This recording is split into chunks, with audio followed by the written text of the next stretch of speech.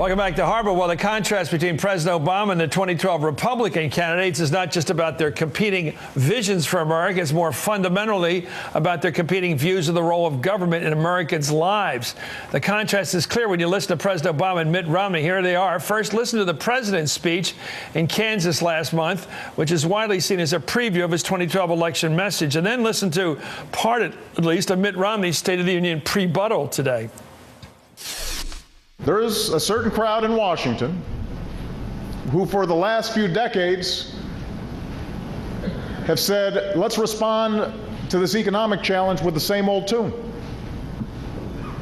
The market will take care of everything, they tell us. Here's the problem. It doesn't work. Yes, business and not government will always be the primary generator of good jobs with incomes that lift people into the middle class and keep them there. But as a nation, we've always come together through our government to help create the conditions where both workers and businesses can succeed. This president puts his faith in government. I put my faith in the people of America. Ours is a party of free enterprise, free markets, free consumers, and consumer choice. That's the difference between our party and the president. He leads the party of big government. He believes in ever-expanding entitlements. He's wrong. We're right.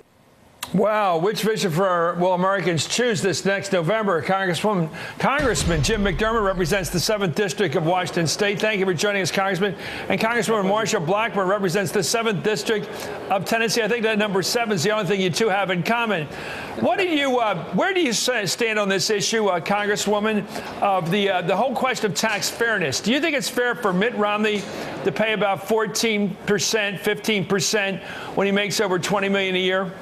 Well, I think let's be fair about that. He earned money and he paid taxes on it, and then he invests money and he is paying the rate there. But Chris, what we know is we need a flatter, fairer, simpler tax, and that is one of the things that we as Republicans are working toward.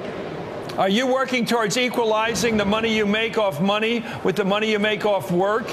Equalizing capital gains with regular salary income? Are you working toward that equality? We are working toward making certain that individuals are going to have a flatter, fairer, simpler tax that they are going to pay, whether it is off of that money that they are earning or off the money that they are investing. One of the things that we know, in order to grow jobs in this country, you've got to do a few things, and access to capital is something that we hear about regularly from our Main Street employers and our innovators who have great ideas and are looking for a way to get those ideas and products and concepts to the marketplace. Okay, I don't hear clarity there, Congressman McDermott. Do you? Are you for equalizing or reducing the disparity between people who pay 15 or 14% as opposed to people who pay 35%? Do you want to bring those numbers closer together or not? It's grossly unfair, Chris, for somebody to sit at home and clip coupons and get unearned income and pay 15% tax on it, while some bricklayer or some waitress is working 8 hours a day, running around sweating, carrying bricks and carrying plates, and they are getting taxed at 25 or 30%. That's simply not fair. And there ought to be a change in the tax structure, and the government has to take that role. Yes, lower that rate, have Washington take less and have Washington spend less. That's exactly right. And what we've seen happen over the last few years is an explosion in regulation. 4,000 new regulations this year alone from this administration. 80,000 new pages to the Federal Register. Over 1,800 rule-making hearings this first 6 months of this year alone. That is the explosion of big government, and I say let's make certain that we lower the rate, we have government spend less, and we get this fiscal house in order.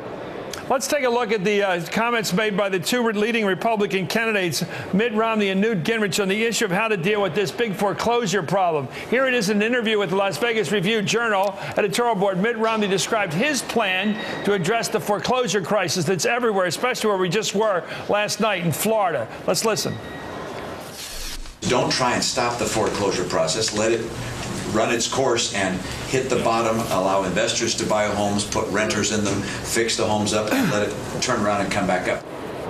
Well, that's enough, probably. Let me ask you, Mr. McDermott. Here's a guy that says the best thing to do about people with foreclosures is foreclosure, and to have the developers grab the land and then fix up the properties that they've grabbed back and offer for rent. In other words, get rid of the notion of owning your own home, and commit people for the rest of their lives to rent. In other words, pass their income upward in a redistributive model so that they're always going to get sucked dry by the owner. I mean, I don't understand how anybody can actually advertise that as a political philosophy.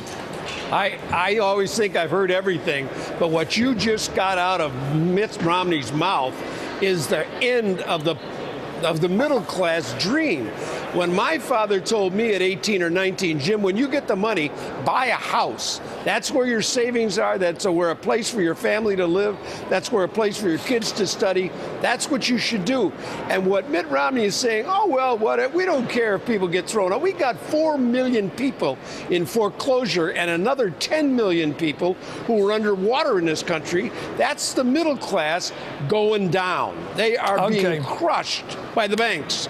Okay, we're out of time, Congresswoman, but I know you have a different view. Congresswoman Jim McDermott and Congresswoman Marsha Blackburn. By the way, Mr. McDermott, that's very Irish. Always own the land. When we return, let me finish with how different the president will sound tonight from what we've been hearing from these, well, from the dueling banjos of Newt Gingrich and Mitt Romney. You're watching Hardball, only on MSNBC.